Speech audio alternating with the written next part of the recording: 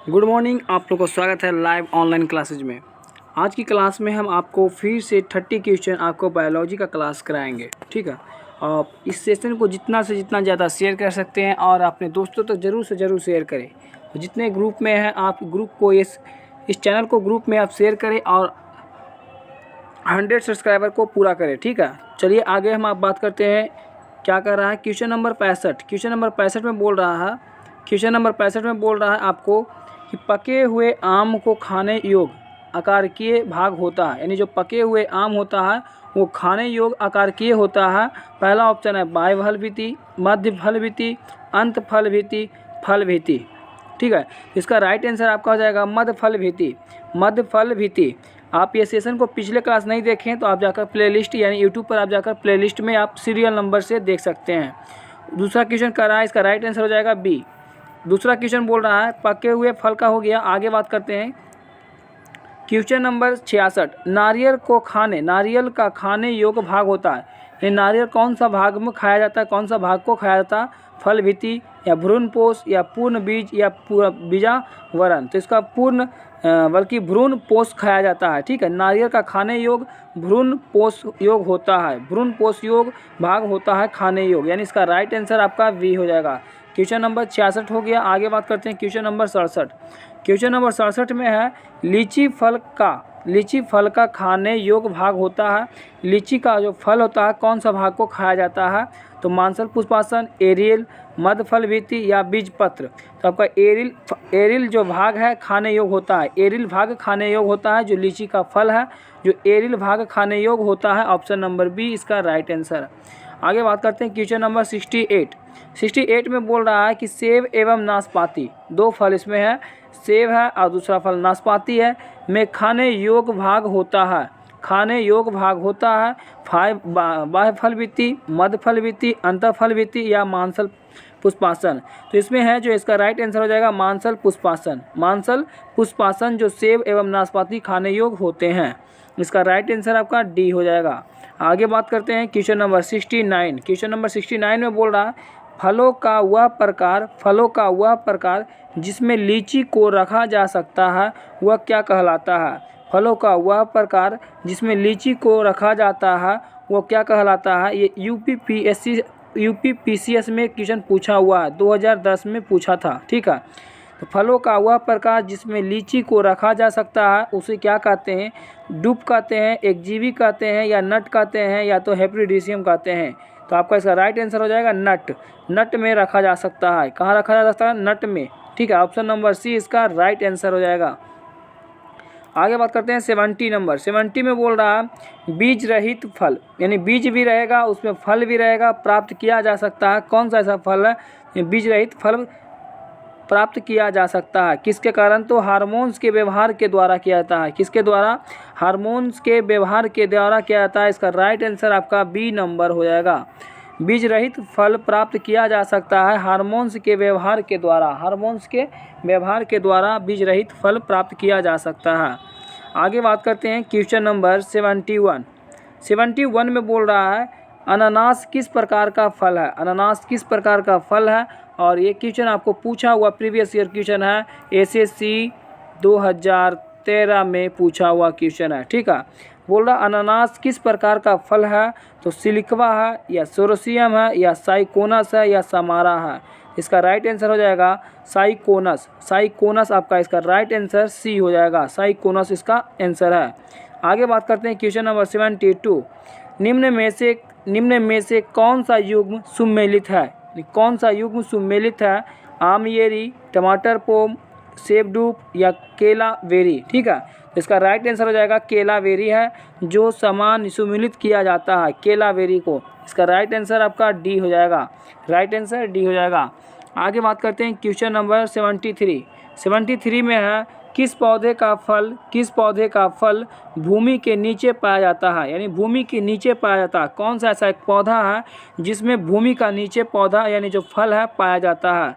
ये क्वेश्चन आपको एसएससी 2000 ईस्वी में पूछा गया था। 2000 ईस्वी में आपको पूछा हुआ क्वेश्चन है।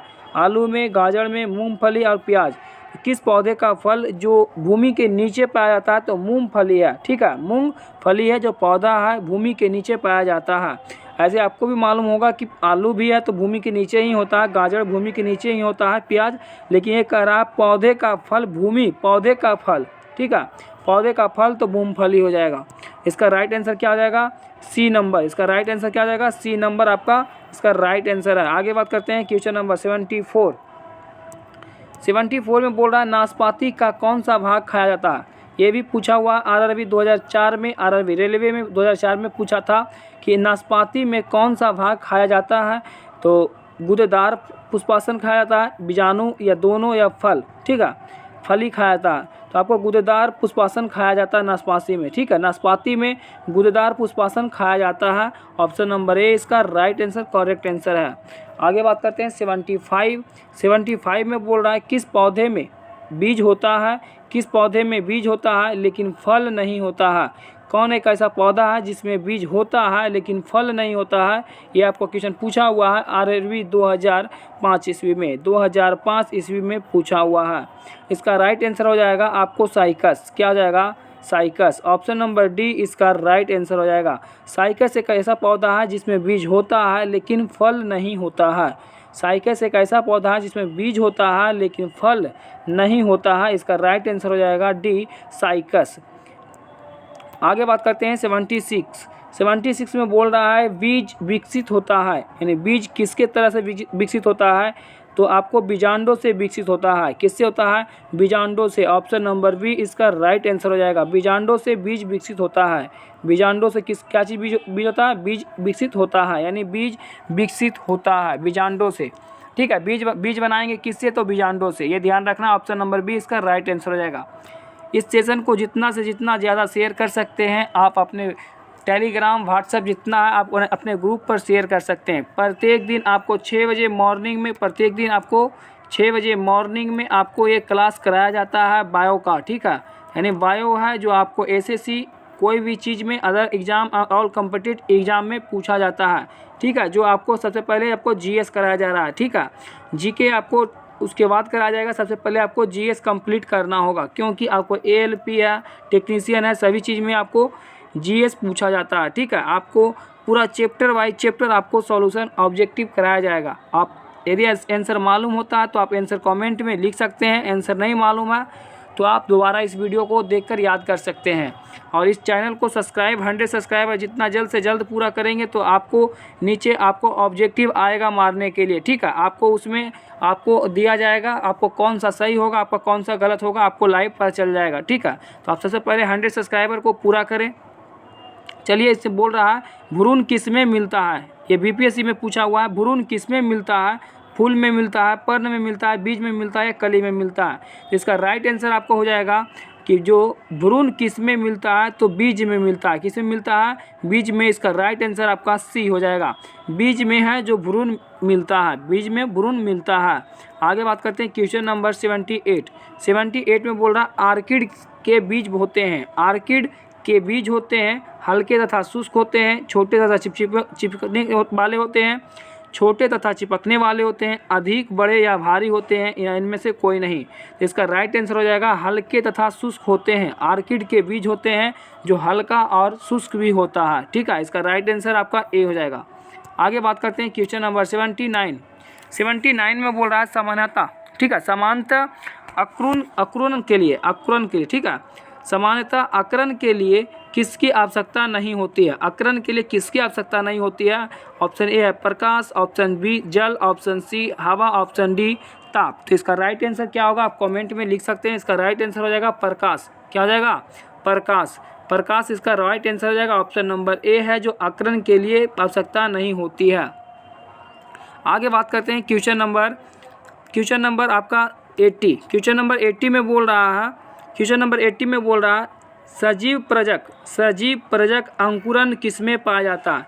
सजीव प्रजक अंकुरन किसमें पाया जाता है?